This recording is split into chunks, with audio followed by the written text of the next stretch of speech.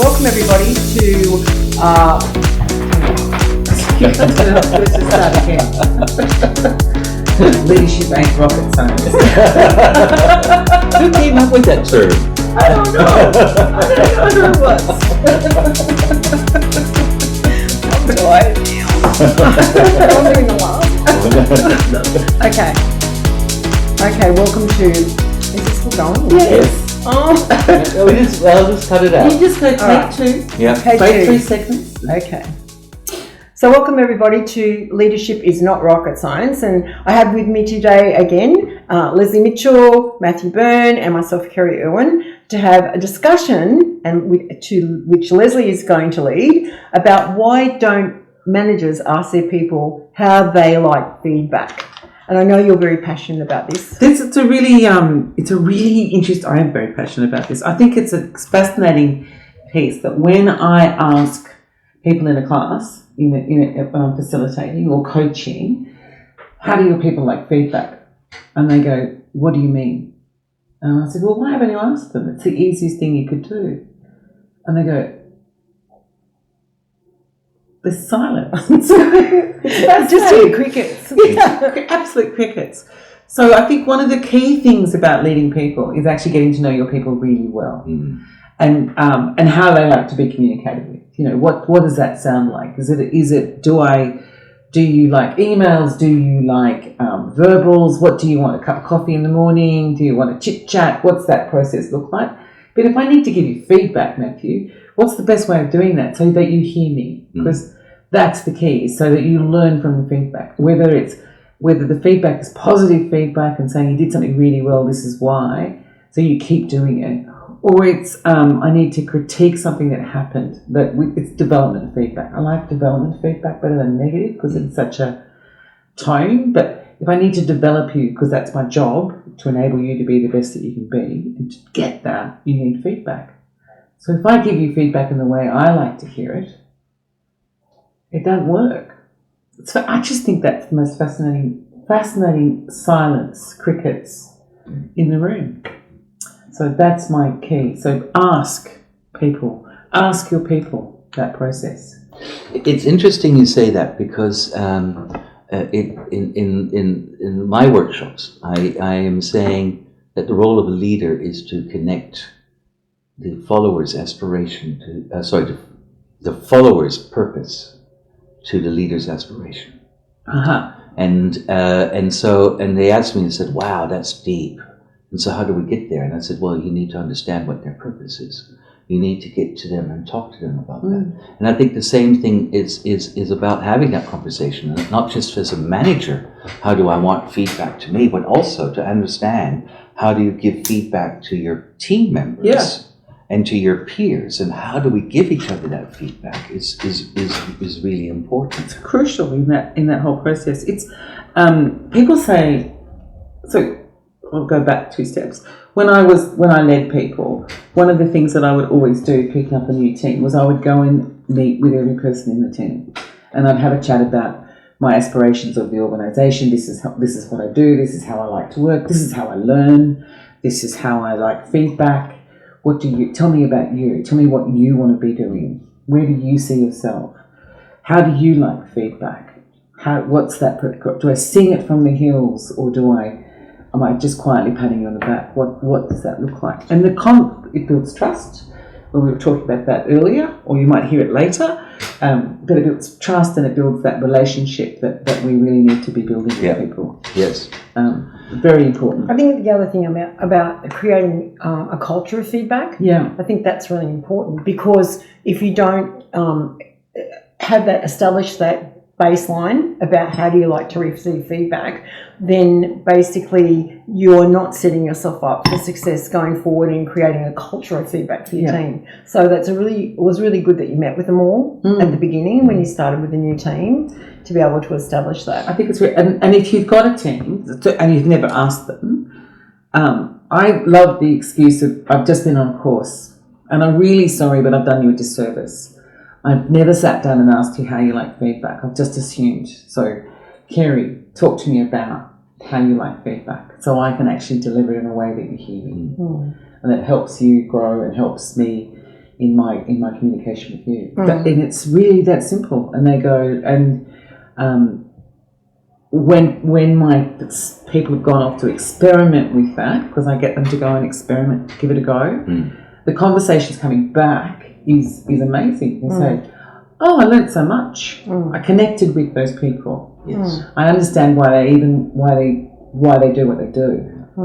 So I can actually address it and move on. And you said right at the beginning that you like developmental feedback rather than negative feedback. Yes. And so there's already, you already a conversation we're having around the table here about how we like to have feedback for each other, and we give that bit of information.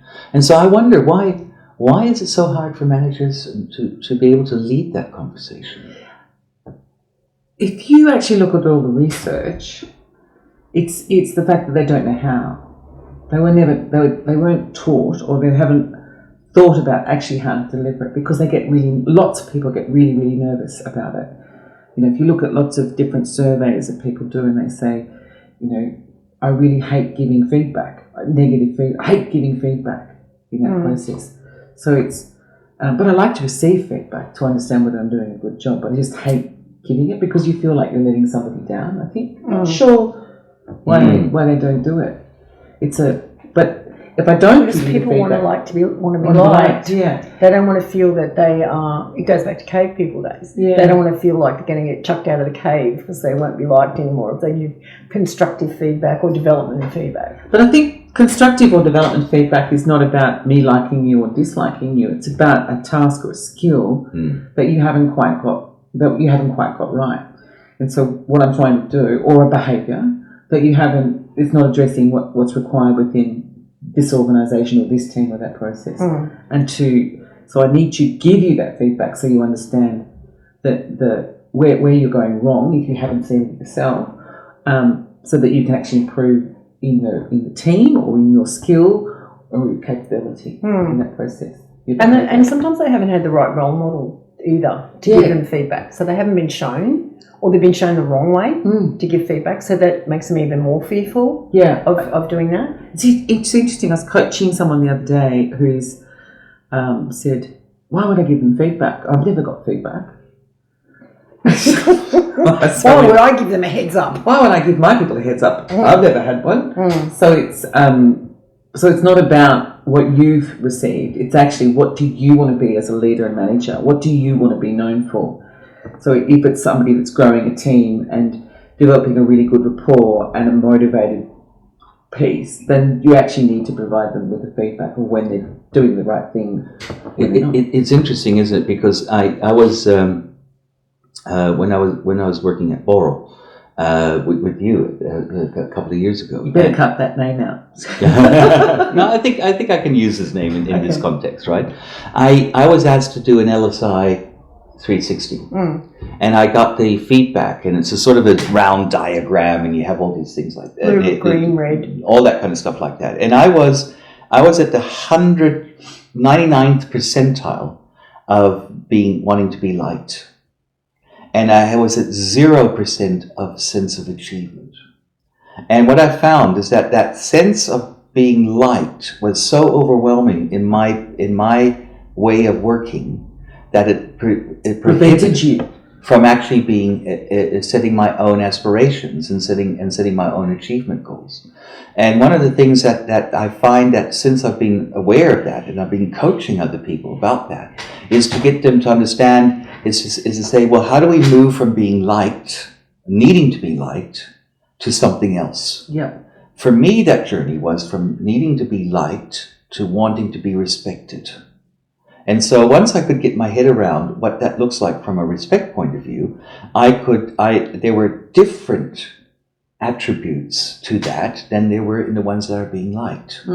And if I could give feedback well, then I would gain respect, right? Yeah. And if I gave only positive feedback or no feedback at all, I would be more liked. And I felt that from a personal journey point of view, being respected is being far more productive for my life than being liked. Yeah. Isn't that interesting? Mm. I think that's a really good insight into what was going on with you in that process. I think I always talk to people about you are their manager. And so your job is to enable them to be the best that they can be. And they can't be that if I'm holding back from you. So I don't have to be firm, and I don't have to be bullying or blunt or any of those things. It's giving feedback, Matthew, in a way that you would hear it, which is why I ask you, as opposed to the way that my instinct will tell you to give it to you or not give it to you at all. But if you ask, but the same research says, do you want feedback? Everybody says yes. Do you want to get constructive feedback? And people say yes, because I want to learn and grow. I want to be better at what I do. And the only way I can do that is by getting feedback. So you're actually disabling them, is what I probably think about. It's unfair. Yeah. It isn't. There's the amount of times in my life that people have said that they want somebody removed from an organisation because of poor performance, but they've never given them feedback. Yeah. And I say, well, where's the fairness in that? That's not being fair. And whilst you felt you were doing the right thing by not giving them feedback, you have now left them open to terminating their career. Yeah. I love that, because one of the other things I do is like, well, I inherited this person, never had feedback, and I said, well, never let them be inherited from you. Sort this process out now, because that's your role. So you've now got that person. You make them understand what's going on in that process. Another archetype that is really important is what I call the martyr manager. And that basically says, oh, my people are overloaded at the moment. They're working too hard. They're doing the best they possibly can. And I don't want to disrupt them or overload them by giving them feedback or anything else like that. So I'm going to hold everything back from them and I'm protect them, right? Yeah, I'm protecting you because I don't. Yes, and then I'll go around quietly and fix your work up that you did. And I'll work back so I'll fix up what you did just because I know you're working hard. And that's just, it is really disabling them in that process. Yeah, you're really in the service of yourself, not in the service of the team. Yeah, because I feel good that I've been helping you, yes, as opposed to. The really interesting thing is Simon Sinek's got a video at one of his little YouTube talks, and he talks about feedback. And he said, I don't like getting feedback either. I get nervous and I get anxious because I like to be liked. So what he says that he comes up, how he addresses that is Matthew, I need to give you some feedback. I'm feeling uncomfortable about it, but I care about you. So what I want to do is give you this feedback so that I can help you be better than you are. But I'm really uncomfortable about it because this is not my forte. Yeah. So he's addressed where he's coming from, what he's feeling, but you understand where they're coming from. So you're a little bit softer in the listening in that process. So we're actually starting to have a conversation about it. It's really, but if it's really nervous to you, it's okay to say I'm nervous. Yes. But I want you to be the best that you can be. And for that to happen, I need to give you this feedback. So I can help you. We can get there together, all that process. And one of those things that what I had to learn moving into a process like that is to be able to then sit in the mess and sit in that mess long enough for that other person to be able to respond to it rather than react to it. Yes. There's a great line, just reminds me of, there's a woman that I've been worked with over a number of years, and her line is that your reaction or your response? And I love that because it's that immediate reaction to something. What the hell? What's that process? And that line back says, I'm reacting. I'm not responding to what's going on. Yes. And it could be that you might need a day to think about it and come back and talk to me about it. Yeah. And I need to give you that time. Or you might need an enormous amount of detail about what I'm trying to do, and I need to be able to do that. Or you might need short and sharp. Short and sharp, being quite. Some people will know if actually you open your mouth and they go, yes, I know. So, but if I don't address it, I'm I'm allowing that behaviour to continue in that process. And Matt's right. Like, the thing is, from the point of view of when you want to be liked and you're not giving the feedback, you lose respect. Yes. Because the thing is that you're saying, great job, you're still doing a great job, then people feel you're unauthentic. Yes. Because they know they're not. Yes. Most people will know they're not. It's I just think it's fascinating. So my key is ask them about it. Ask them, how do you like feedback? Thank you.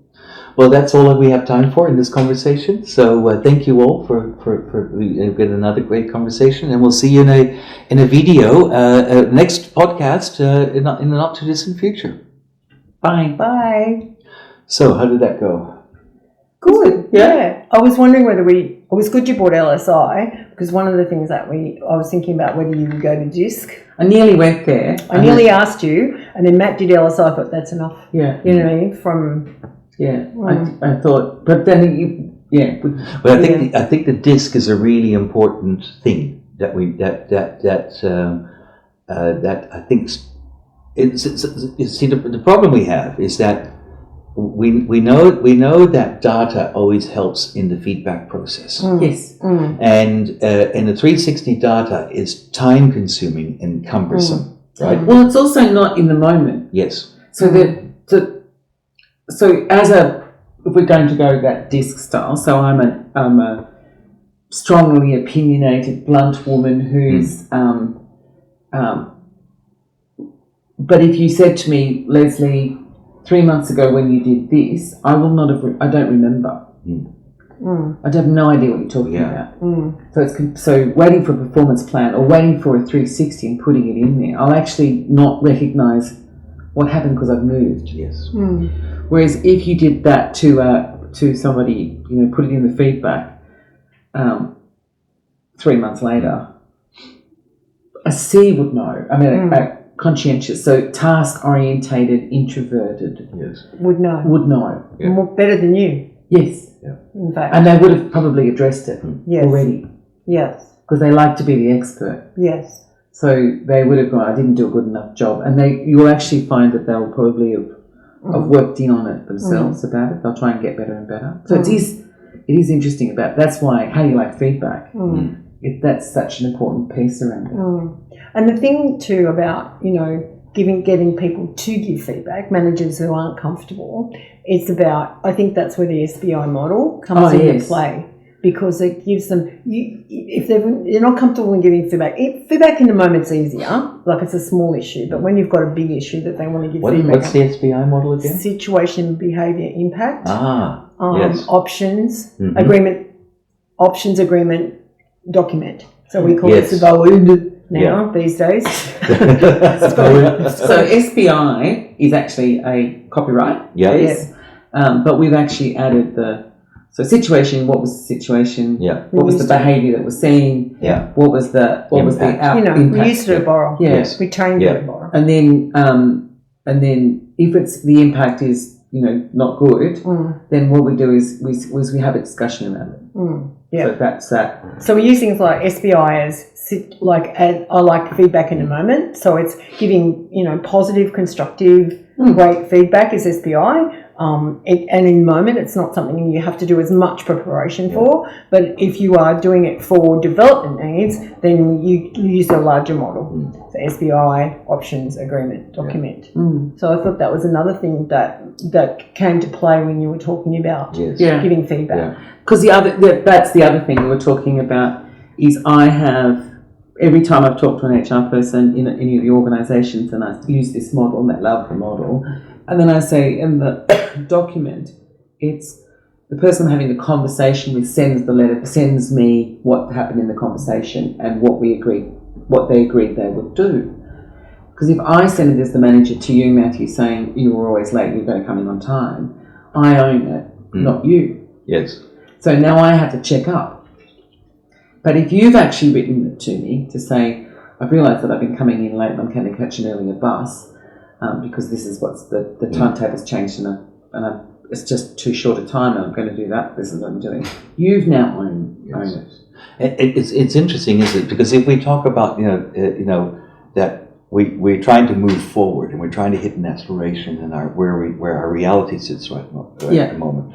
We could have a principle around feedback, couldn't we? We could have a principle about how important feedback is, and we could practice that by all using SBI in the context of how we like feedback.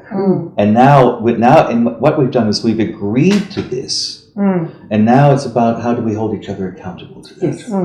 Because it's also going back to that conversation is you need to hold the line manager accountable too. So if you're not, if I'm delivering, you're delivering feedback to me as my manager, and actually it's not hitting the mark, I need to be able to say, Matt, love you, but work or respect you completely. But tell me what you're trying to do again, and can you do it this way so I can hear it?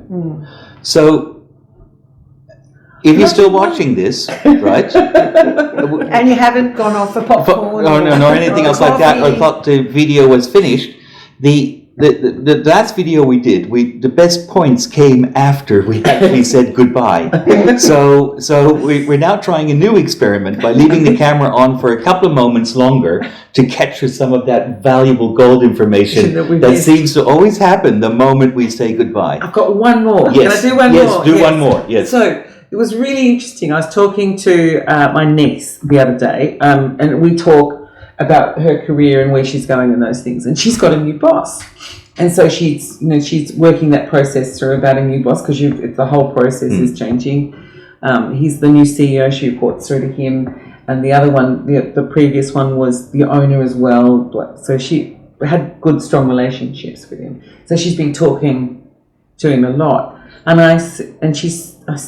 she said to him, how do you like to be communicated with?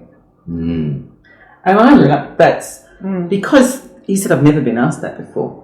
But so that their communication's so more quickly aligned because she knows what he needs, as opposed to delivering what the older manager needed, the other manager needed. So now she's actually saying, do you need detail? Do you need top level figures? What do you need to make decisions, as opposed to what it was? And that was such a rich question. I think everyone should ask that question. Yeah. All the time. All the time. Because am I meeting your needs? They're giving you the right information. Yes. Am I giving you too much? Am I not giving you enough? Yeah. Because otherwise there'll be someone that will come up to you and say, Leslie doesn't like to be spoken to this and this and this way because we've all learned how to handle Leslie, Yes. right? And so therefore, if you want to survive here, don't do that with Leslie. With Leslie, right? And then it becomes the underground, background that where Leslie walks around and says, "Why is everybody behaving so strange when I walk in the room?" That's it. Anyway, so ask your boss how they like to be communicated. And on that note, we now really will say goodbye because I'm reaching forward to hit the final stop button. Bye. Bye.